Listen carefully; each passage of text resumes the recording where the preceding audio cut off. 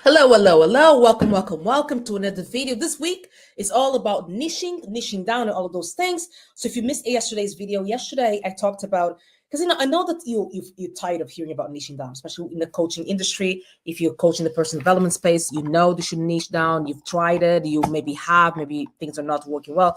And yesterday I covered what is niching anyway, right? Because everyone talks about it, but what is niching down anyway? What isn't and what is it?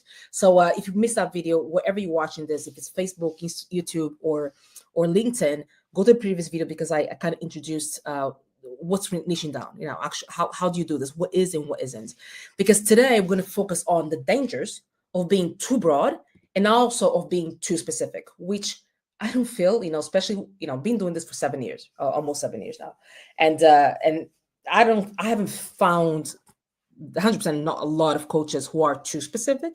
A lot of them, maybe that's you, they fall into the more broad. But I just want to cover the dangers of it because I feel that y'all not really grasping this. Because whenever I talk about being too broad, everyone's kind of, I'm maybe a little broad, but it's okay. It's not okay. It's 100% not okay because that's where you're messaging, because everything stems from your niche. And if it's too broad, the message is not going to be there, and people are just going to go, woof, it goes right over their head because they don't know that you're talking to them, right? And that goes for both broad and also specific. Because when you're too broad, you really blend in, and when you're too specific, you box yourself out, right? And most coaches get stuck on one of these extremes. If you're too broad, you sound like everyone else, and if you're too specific, you run out of clients in 2 seconds. So today I'm going to show you how you can spot whether you are whether it's a trap or whether you're in a trap, or how to find the sweet spot where your niche can both be clear and profitable at the same time. So let's talk about first the problem with being too broad, because I feel that that's good. That's 97% of the people.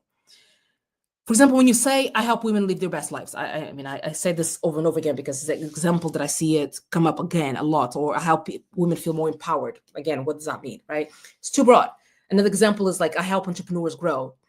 These statements, they fail because one, there's no urgency. No one sees themselves in it. When you say women, who do you mean? Because I'm a woman, and then my mom's a woman, but then we are in different stages of our lives, right? We're in different things stress us out, different things that makes us excited, different things, all those. Like, one thing that gets me excited right now in my 30s is stay at home.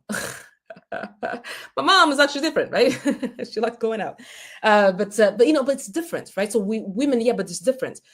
So there's no urgency, so they don't see themselves in it. And also, when you're too broad like that, the competition is insane. You're up against all the other generic coaches out there, and the only thing that you have to compete on is pricing. So if you just say, I help women live their best lives, there are other coaches that say the same thing. And now people just price shopping. Like, okay, if you're going to help me live my best life, how much are you charging? Oh, that much? Okay, 1 second. Let me go and talk to Frances because she charged me less, right? The third thing is clients can't self-identify. They don't know it's for them because you just say women or entrepreneur, but which entrepreneur? Is it a entrepreneur in the tech world, someone that's starting a startup in the apps, or someone that wants to focus on AI? What is it, right? And the analogy for this, it's basically, it's like shouting into a stadium saying, hey, people, but wanting to talk to a specific group of people. But you say, hey, people, and everyone hears you, yeah, but nobody thinks you're talking to them because you're just like, okay, So that's the problem with being too broad. The problem with being too specific, which, again, I don't feel that a lot of you guys applies to a lot of you guys, but I want to show because maybe there's some of you. For example, if you say something like, for example, I help left-handed dentists in their 40s who play tennis overcome perfectionism. If you live in a private, kind of not resort, but community where there's a golf and there's a community of dentists, maybe maybe, I can see something there, but this is crazy specific. Or for example, if you say, I help moms who have twins and live in New York City to work in finance to manage stress. That's crazy specific. A single mom that has twins that live in New York City and work in finance. That's crazy specific, right? So this fails because, of course, there's a tiny pool of people not enough people to sell to. It's harder to market it consistently as well, and you end up excluding too many people who would bought otherwise, right? So the good analogy for this one is it's like opening a restaurant that only serves vegan, gluten-free, soy-free, nut-free lasagna. There just aren't enough customers. There's not enough people there's only so many vegan, gluten-free, soy-free, nut-free lasagnas you can eat in a year, right? Eventually, if that's all you sell in your restaurant, you know what I mean? So that's, if you feel that you're there, that's the problem. But now the goal is to find that sweet spot. And the best niches, they are narrow enough that the right person says, "Oh, that's me," but broad enough to have a real demand. So the sweet spot for niches, for example, if you're a life coach, is, for example, I help new mothers stop feeling overwhelmed so they can start feeling like themselves again, right? I'm using words that people use. Like, people use words like "I'm stuck," "Oh, I want to feel like myself again." You want to use their language. You don't want to use a language that you came up with, like find their inner warrior or something like that, right? Second, a health coach. I help busy lawyers lose 20 pounds without fat diet. A busy lawyers, like specific, lose 20 pounds, specific goal, right? Without fat diets, the thing that they think they need to do in order to get to the goal they want to achieve, right?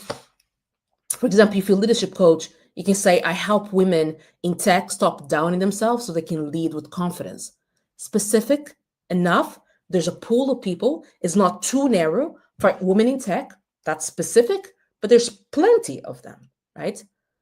Stop doubting themselves so they can lead with confidence. They're in leadership, or they want to get to leadership, and they have. So if you notice all of them, each one is clear, it's urgent and valuable, but not microscopic.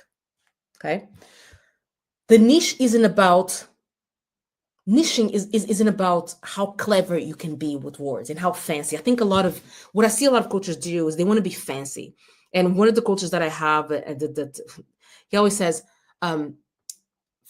fancy, what? Simple scales, fancy fails. Simple scales, fancy fails. Simple, straightforward. And what I was saying is that niching down is not about being clever, it's about balance. You want enough specificity to stand out, but not too much that you run out of people to sell to. So think like of it as a spotlight, right? If it's too wide, you barely light anything, but it's too narrow, you miss out on most of the stage, right? So the sweet spot is the one that shines directly at the right people. So that's what you want to do. So you definitely don't want to be too broad that you blend in. You definitely don't want to be too specific to box yourself out. The sweet spot is clarity and demand. Now, what I want you to do is to really audit your niche today. And feel free to add this in the comments, because I want to give you some feedback, some real feedback as well. And ask yourself, am I too broad, too specific? Am I in the sweet spot? Write down your answers in the comments, because tomorrow I'll read them, and I'll come back to these. I'll always give you some feedback, or sometimes people just DM you, free to DM me as well if you don't want to be public like this. But I really want you to think about this, because niching down is one of the most important things that will happen in your business, because everything is downstream from a good niche. Your offer, we covered offers last week, right? On last week, we covered offers, and one of the most important things, and I started with offers because it's that important, because everything else is downstream from your offer. The message they use, the angles, the ads, and everything else, right? So tomorrow we're going to be talking about the 3-part formula to choosing a profitable niche, like the whole, the problem, and the result. And I'm going to go more in depth. I just want to kind of give this initial introductions, and for you to really think about this and really understand the problems and the dangers that comes with a lot of things that we talked about, right? I hope this was valuable. I hope this was helpful. As always, leave a comment if you want me to give you some feedback. If not, it's okay. Big kiss, big hug, and I'll see you tomorrow in the next one. Bye.